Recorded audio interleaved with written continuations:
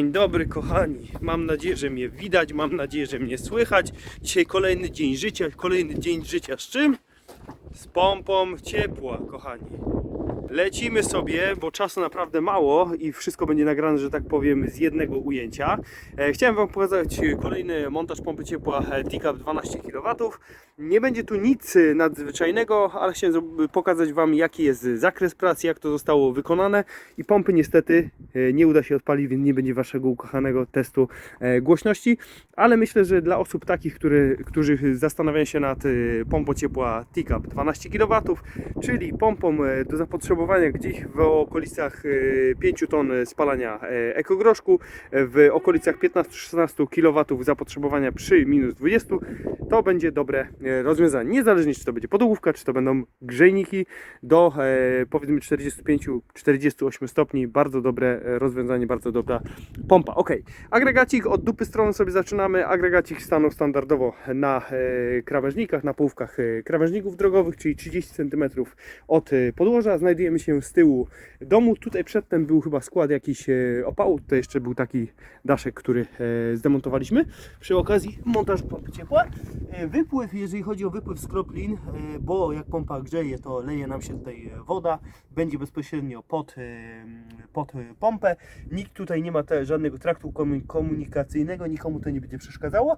I jak widzicie, jest wyizolowany fundament. Często też Was pytamy o to przy robieniu oferty na pompę ciepła, wiedząc mniej więcej, gdzie może stanąć agregat, czy właśnie został wyizolowany fundament. W tym przypadku jest wyizolowany, więc nic tam nie będzie z tej wody, którą będzie generować pompa, nie będzie wchodzić w budynek. Pompa standardowa, którą widzieliście już wiele razy na kanale. Mamy tutaj gdzieś około 30 cm z tyłu przestrzeni zostawione. Dodatkowo przewody zostały zaizolowane dodatkową, te przewody freonowe, bo jest to pompa typu split, zostały zaizolowane dodatkową izolacją i obizolowane taśmą aluminiową po to, żeby nic z tego nie ruszało przez lata. I teraz lecimy sobie do środka. A w środku na szybko mamy Adriana, który teraz może się z Wami przywita albo się nie przywita, w zależności czy Was lubi czy nie. Hello, Hello my friend. Wszystko pod napięciem. Haha, na gorąco. Chciałbym Ci, szefie, powiedzieć, i to nie jest ustawione, tylko szef wyciągnął od razu telefon, że chciałem Ci z całego serca, z Mariuszem, podziękować za to, że przyjechałeś nam dzisiaj pomóc. Powiedz jeszcze, co zrobiłem. Rozwaliłeś budę psa Dokładnie. i poczyściłeś rotametry. Nagrałeś filma, dzięki czemu będziemy mieli więcej pracy, będziemy więcej zarabiać. Więcej pracy, tak, dokładnie, tak powiedziałeś. I nie wiem. Kochani, nowe usługi wprowadzamy, tak, fotowoltaika, ale ta podziemna, tak, i jeszcze dodatkowo rozbalanie budów i tapczanów dla psa. No. Aktualnie jesteśmy na etapie takim, że sprzątamy graty. W tej akurat lokalizacji, w tym akurat zleceniu było jeszcze demontaż kotła. Przedtem był tu kocioł, nawet nie wiem jakiej marki, ale podejdziemy. Kocioł zwykły kopciuch, marka kotła taka, mówiłem, wszystko będzie z jednego ujęcia. Jaką mamy tutaj moc? Moc grzewcza od 7 do 20 kW, czyli kocioł nie jakoś hiper turbo przewymiarowany, ale dlaczego montujemy w ogóle pompę ciepła? No bo klient chciał tutaj jakieś rozwiązanie bardziej, żeby było mniej obsługowe, tak, że nie trzeba do tego kotła dorzucać. Nie było tutaj nawet podajnika, był to typowy taki śmieciuch z rozwinięciem elektroniki, która sterowała nadmuchem i tyle było automatyzacji, a całą resztę, czyli dorzucanie, rozpalanie, dorzucanie opału, wyciąganie popiołu trzeba było robić ręcznie. Budynek, w którym się znajdujemy, ma zapotrzebowanie w okolicach chyba 10 kW i pompa została troszeczkę przewymiarowana. Dlaczego przewymiarowana? Dlatego, że klientowi zależało, żeby nie miał tylko 3 kW grzałek wbudowanych w hydrobox, w jednostkę wewnętrzną, tylko żeby tych grzałek było więcej, że w razie awarii na przykład pompy ciepła jest w stanie sobie przełączyć, bo pompa ciepła Panasonic ma taką możliwość. Możemy zarówno, możemy grzać po prostu na tych grzałkach bez agregatu. Więc dlatego zdecydowaliśmy się tu, klient zdecydował się włożyć Teacupa 12 zamiast Teacupa 9. Spokojnie 9 dałaby sobie tutaj radę, ale musiała być ta alternatywa. Czy jest błędem wkładać Teacupa 12 zamiast Teacupa 9? Nie jest to jakiś przeogromny błąd. Zawsze możemy włączyć tryb, też o to często pytacie, jak uzdrawiamy niektóre instalacje. Często dzwonicie na infolinię, że właśnie macie problem, że wasza pompa taktuje, że jest za dużo do waszego budynku.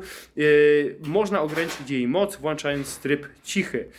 Jeżeli włączycie tryb cichy, ograniczacie hałas, ale tym samym też ograniczając maksymalne częstotliwość sprężarki i maksymalne obroty wentylatora, ograniczacie jej moc. Na jaką wartość trzeba włączyć? Na możliwie wysoką, ale tak, żeby ta pompa jeszcze w stanie była dostarczać tyle energii, ile trzeba do budynku. Więc co trzeba zrobić? Trzeba to sobie wypraktykować. Wypraktykować? Coś koło tego.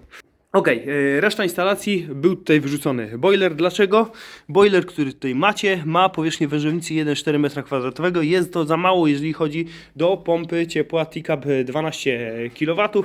Nieważne jaka pojemność tego zasobnika by była, z grubsza najmniejszy możliwy zasobnik z wężownicą emaliowaną to jest gdzieś około 2 metrów, taki logiczny do zastosowania, lepiej 2,4, 2,6, 3,2 i większa wężownica po to, żeby efektywnie pompa mogła oddawać ciepło do wody, którą nagrzewacie i wtedy też grzanie takiej ciepłej wody użytkowej jest niższym parametrem, czyli mniej pompa z siebie musi wydać ciepła po to, żeby zagrzać tą samą ilość wody.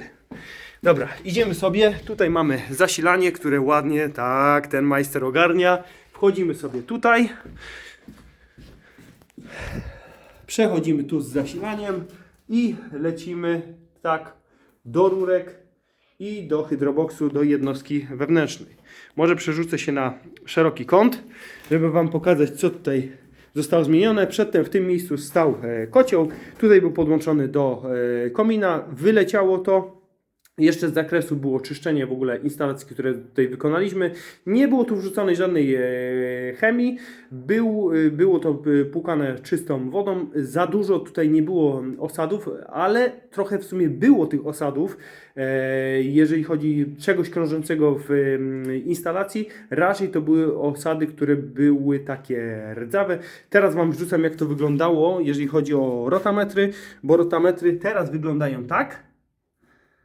I one są niestety wszystkie jeszcze do wymiany, bo w ogóle nie działa w nich, nie będzie wskazania, będziemy w stanie powiedzmy wyregulować przepływ, ale nie będzie wskazania, jaki ten przepływ jest, bo niestety one się tutaj przycinają. Nie wiem, czy ktoś to przy montażu, czy na jakimś etapie pracy za bardzo skręcił albo za bardzo wykręcił taki rotametr. Niestety one się gdzieś tam w środku kantują i potem summa summarum przycina nam się ten rotametr, nie będzie wskazywał. Co zostało tutaj wyczyszczone domestosem, zostało wyczyszczone octem, taką mieszaniną te rotametry, więc jeżeli macie też taki problem, że te szkiełka, które tutaj są, czy te plasticzki, które tutaj są, nie są przeźroczyste i nie widzicie wskazań, jak to się nam w środku wychyla, no to jesteście w stanie oczywiście po odcięciu zasilania powrotu rozkręcić takie rotametry, wrzucić to sobie do octu, czy tam do domestosa, czy do jakiegoś sylita i bez problemu, bez obawy o ten plastik powinno się udać to odkamienić i przywrócić to do takiego stadium, jakie mamy. Wszystkie te wadliwe rotametry, które mamy, wrzuciliśmy do części tej kotłowni, do części, gdzie jest na piętrze, gdzie jest druga belka, drugi rozdzielacz.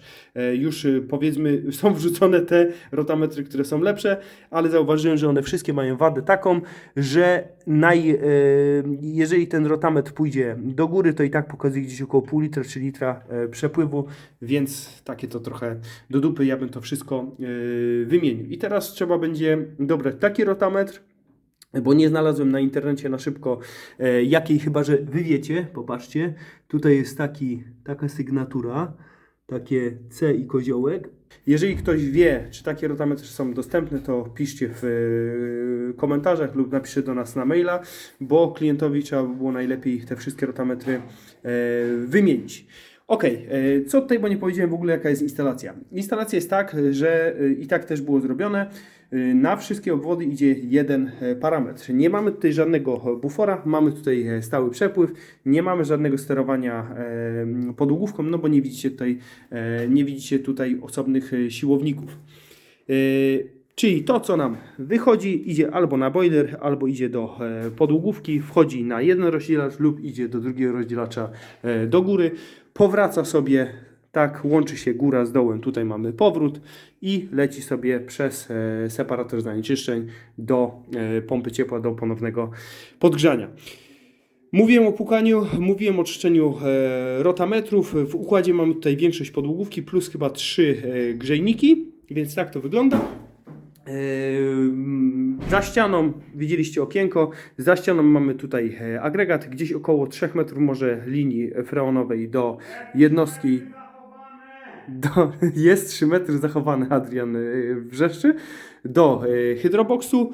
No i rozejście mamy tutaj wszystko wykonane w stali zagniatanej, zaprasowanej. Ogólnie ten budynek i ta kotłownia, która tutaj była, też była na rurkach właśnie w stali zaprasowanej większość, więc mówimy o czasach nowożytnych. Ten budynek chyba ma z 5 albo 8 lat. I się dziwię, że 5-8 lat temu ktoś w ogóle zrobił tutaj też kotłownię na zwykłym kopciuchu. Stanął tutaj też zbiornik ze stali nierdzewnej, 300 litrów. Już wiele razy go widzieliście, tabliczka jest z tamtej strony, nie będę do niego dochodził. Oczywiście do tego odpowiedniej pojemności naczynie, 25 litrów na belce, co ważne, z mosiądzu, żeby nic Wam tutaj nie korodowało. I całość tej instalacji jest wykonana z miedzi. Dopiero gdzieś jak się łączymy do cyrkulacji, bo tutaj był krótki odcinek i pompka jest stara zachowana od klienta. Tutaj Adrianek tylko wrzucił dodatkowy trójnik i wrzucił taki zawór czerpalny po to, żeby można było odpowietrzyć tą cyrkulację. Warto coś takiego zrobić, bo jest bardzo prosto potem uruchomić cyrkulację, a jeżeli czegoś takiego nie macie, to czasem długo zajmuje rozruch takiej instalacji, cyrkulacji, odpowietrzenie pompki, pompka się zapowietrza, wtedy nie pompuje Wam wody, no i same problemy. Ok, jeżeli chodzi o starą instalację, no to tutaj mamy zasilanie ciepłej wody. Ten element jest zrobiony już z miedzi 22. No i tutaj mamy powrót, co ja gadam, zasilanie zimną wodą, doprowadzenie zimnej wody do zasobnika, tak, tutaj mamy trójniczek, mamy normalnie zawór odcinający, zawór zwrotny, już tutaj na linii nie mamy żadnego zaworu, bo tak to musi być zrobione między zasobnikiem a naczyniem przeponowym, nie mamy żadnego zaworu, no i dalej to sobie tutaj idzie jako dopuszczanie wody do obiegu CO przez oczywiście zawór antyskarzeniowy, 2 zawory po stronie zimnej wody i po stronie tej dopuszczanej do CO połączone to takim elastycznym przewodem. I tak to mniej więcej, kochani, wygląda. Dzisiaj tak na szybkęsa, może nie do końca składnie. Jeżeli macie jakieś pytania odnośnie tej instalacji, to jak najbardziej zadawajcie te pytania. Czy coś klient zwracał coś, Mariuszek, na coś uwagę tutaj? Jeszcze coś istotnego, co było? Oprócz tego, że jest zadowolony, bo to mówił, wychwalał, tak? Jest zadowolony, nawet kawę zrobił. Taki dobry klient jest. Powierzchnia ogrzewana tutaj jest, ile mówiliście, ponad 200, ponad 200 metrów, tylko że mamy jeszcze tutaj garaż, który odpada, ale on jest chyba podgrzewany grzejnikami do jakiejś tam temperatury, niższym parametrem jest ogrzewany. Ogólnie budynek, w którym jesteśmy, ma dość grube ściany, bo tutaj będzie z 50 cm spokojnie, ale nie jest jakoś bogato ocieplony. Nie wiem czemu tak. Jest zrobiony, wybudowany z porotermu, czyli pustaka tego Maxa i jest on zrobiony nie na długość ściany, tak, żeby i więcej metrów Wam wyszło, tylko na szerokość 40 ileś centymetrów, 30 ileś centymetrów, jakoś takoś i tylko 5 centymetrów szarego grafitowego styropianu na zewnątrz, więc ten budynek jest tak troszeczkę śmiesznie zrobiony i ma dość przez to, jeszcze jakieś są nieszczelności tutaj w budynku, ma przez to dość duże zapotrzebowanie na energię. Tak to mniej więcej wygląda. Trochę od tyłu Wam powiedziałem, trochę od przodu Wam powiedziałem, ale musicie być zadowoleni. Dlaczego? Dlatego, że warto subskrybować ten kanał i kliknąć sobie łapkę w górę. Cześć!